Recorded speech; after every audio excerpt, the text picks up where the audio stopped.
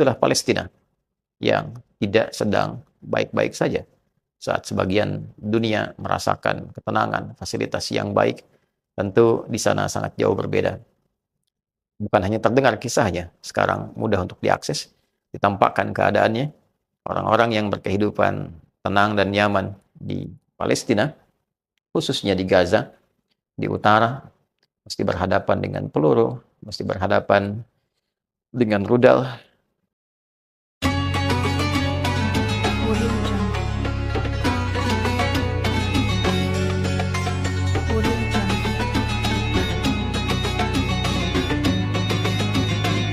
Audio Jungle. Bismillahirrahmanirrahim. Assalamualaikum warahmatullahi wabarakatuh. Alhamdulillah. Wassalatu wassalamu ala rasulillah wa ala alihi wa sahbihi wa man walah wa ba'd. Saudara-saudariku, dunia nampaknya tidak sedang baik-baik saja. Dunia saat ini bagi sementara orang mungkin terasa membahagiakan, menyenangkan, tapi umumnya kita mendapati keadaan yang sangat jauh berbeda saat berbagai macam tindakan kriminal sedemikian marak untuk terlihat, marak untuk terdengar, marak untuk disaksikan. Bukan hanya pada sesuatu yang tampak di hadapan, tapi pada berita yang menyebar dari berbagai seantero negeri dalam kehidupan global.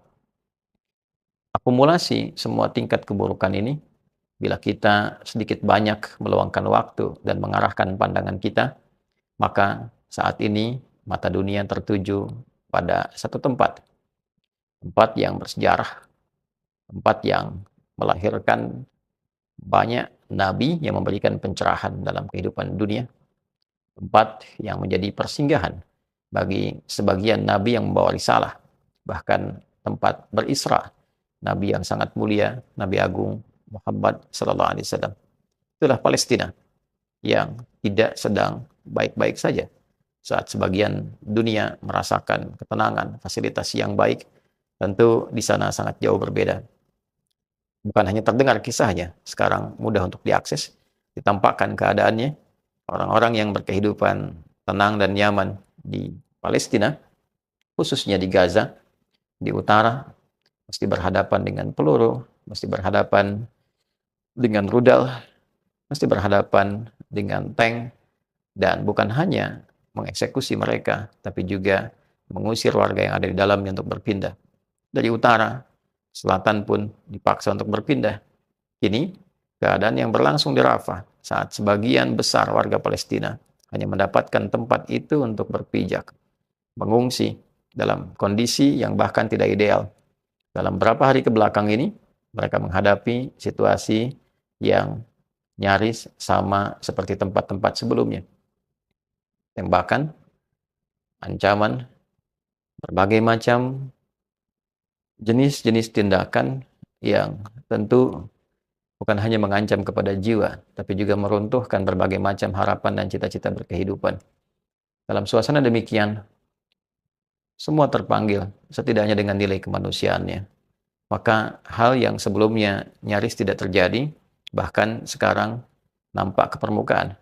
Di Amerika, para mahasiswa, mahasiswi yang bergerak dari Columbia University, dari kampus-kampus yang lain, memberikan sifat toleransi kemanusiaan mereka untuk menyuarakan kegelisahan tentang situasi yang terjadi di Palestina.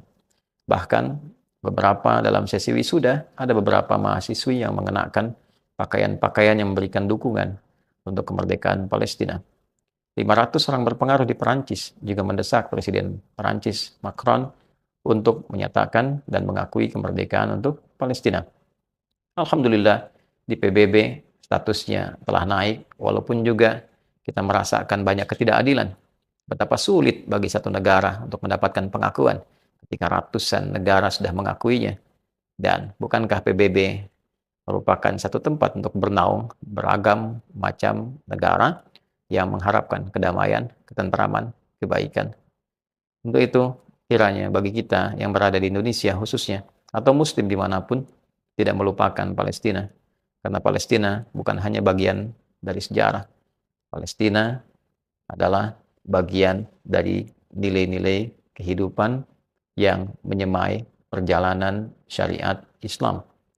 Dari situ pula beragam nabi baik dilahirkan dan membawa risalah. Ke Masjidil Aqsa, Nabi Muhammad SAW melakukan Isra, bahkan mengatakan, La tasyuddur rihal, janganlah kalian semua menguatkan keinginan untuk bepergian, illa ila thalathati masajid, kecuali kepada 3 masjid, yaitu Masjidil Haram dan Masjid Nabi, juga Masjid Al-Aqsa. Maka dari itu, saya mengajak kita semua untuk selalu setidaknya mendoakan.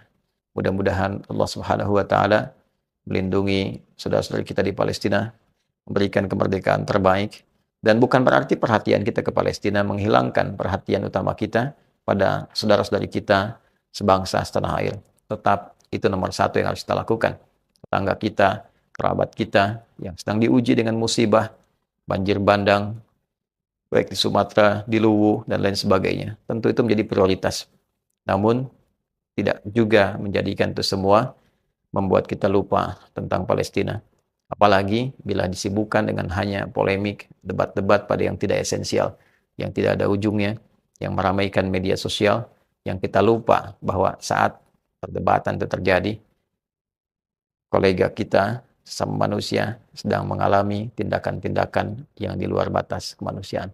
Semoga Allah melindungi kita, menjaga bangsa kita. Terima kasih kepada Bu Menlu, terima kasih kepada perwakilan pemerintah di PBB yang begitu kuat berjuang. Setidaknya untuk bisa memberikan support dan raihan kemerdekaan untuk bangsa Palestina. Teman-teman, jangan lupa mengapa video ini dibuat sedemikian kuat. Kita berusaha membantu, mensupport, bahkan kita sama-sama mengumpulkan sesuatu yang mungkin nilainya tidak seberapa. Kita titipkan melalui Basnas, dikirimkan ke sana dalam bentuk makanan, apa yang terjadi. Bahkan bantuan pun dirampas, dirampok, diinjak, dan di antara beberapa bantuan yang dinistakan itu adalah yang sangat familiar pada ingatan kita, pada pengetahuan kita, mie instan yang tentunya di dunia ini tidak akan didapatkan kecuali dari Indonesia. Maka bila dengan semua itu kemudian telah terjadi, belum membuat mata kita terbuka untuk memberikan doa-doa maksimal, maka dengan cara apa lagi Allah menampakkan kepada kita setidaknya untuk melahirkan nilai kemanusiaan kita. Sekali lagi, semoga Allah mengampuni kita semua, memaafkan kita, dan menjadikan negeri kita kuat sehingga punya pengaruh besar di dunia ini untuk menjaga kedamaian seperti amanat dari pembukaan undang-undang kita yang mengharapkan perdamaian abadi untuk semuanya. Hadi Hidayat. Assalamualaikum warahmatullahi wabarakatuh.